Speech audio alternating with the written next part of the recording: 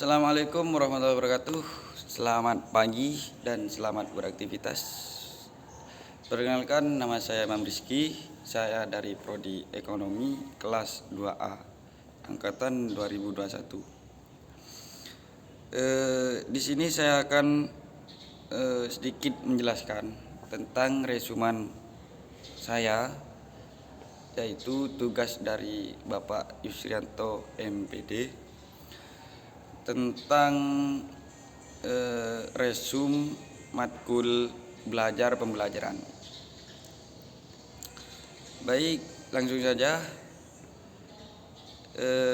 Di sini ada 6 pertemuan dan 5 kelompok. 6.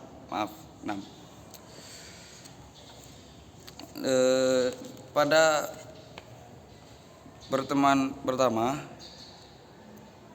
yaitu dipresentasikan oleh kelompok 1. Materinya adalah model-model pembelajaran.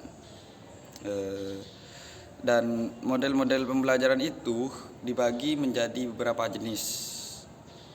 Yang pertama itu model pembelajaran kooperatif, dan yang kedua itu model pembelajaran konstekstual.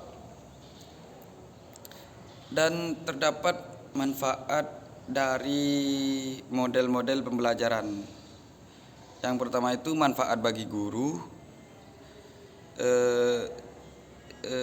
Pada dasarnya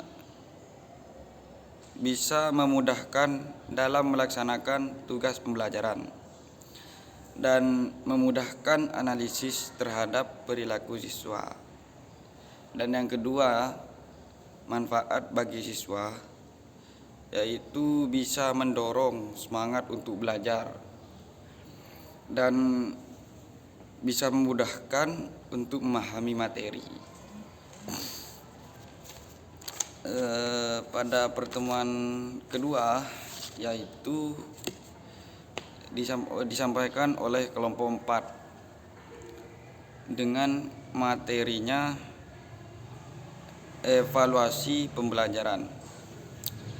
Dan yang saya pahami tentang evaluasi di sini yaitu mengulang dan memperjelas lagi materi yang tidak dipahami oleh peserta didik.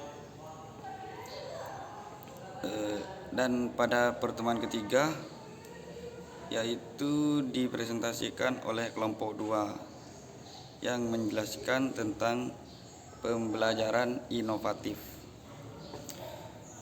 Pembelajaran inovatif ini yaitu pembelajaran yang lebih banyak memberikan peluang kepada siswa, dan ada beberapa tujuan yang diantaranya ialah bisa melatih peserta didik untuk berpikir kritis, dan yang kedua itu mengembangkan kreativitas peserta didik.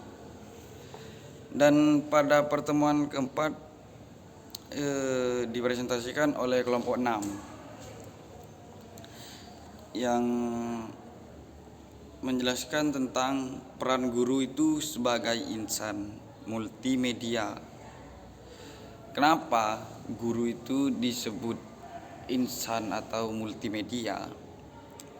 Karena menurut saya guru itu digugu dan ditiru. Jadi guru itu disebut teladan dan pemandu bagi peserta didik. Jadi kita sebagai guru harus mencontohkan perilaku dan sikap yang baik kepada peserta didik kita, maupun dari segi penampilan, dari sikap, dan lain-lain.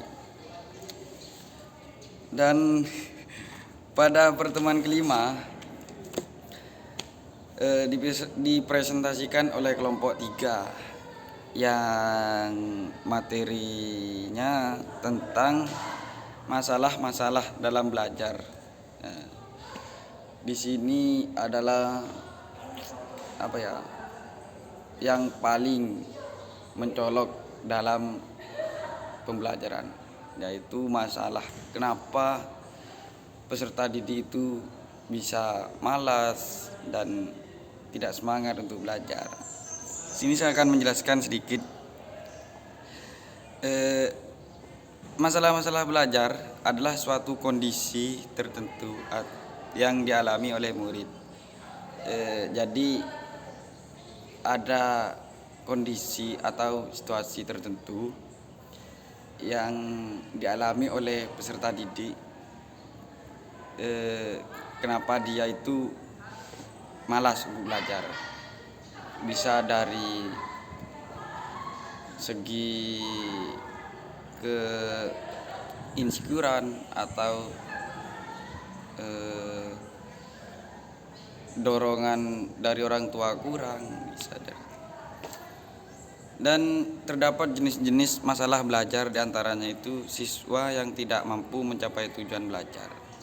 Jadi jika peserta didik itu atau siswa tidak bisa mencapai tujuan belajarnya atau tidak bisa memahami dari apa yang disampaikan oleh pendidik, itu bisa menjadi masalah-masalah atau problem.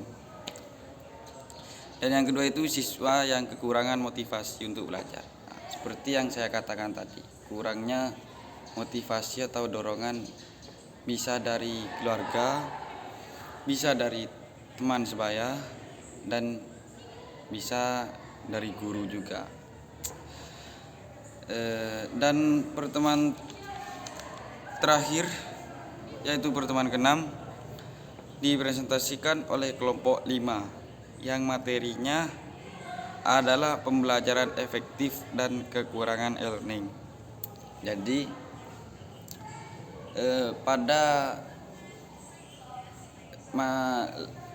tahun lalu itu kan Indonesia sedang kritisnya pandemi COVID-19.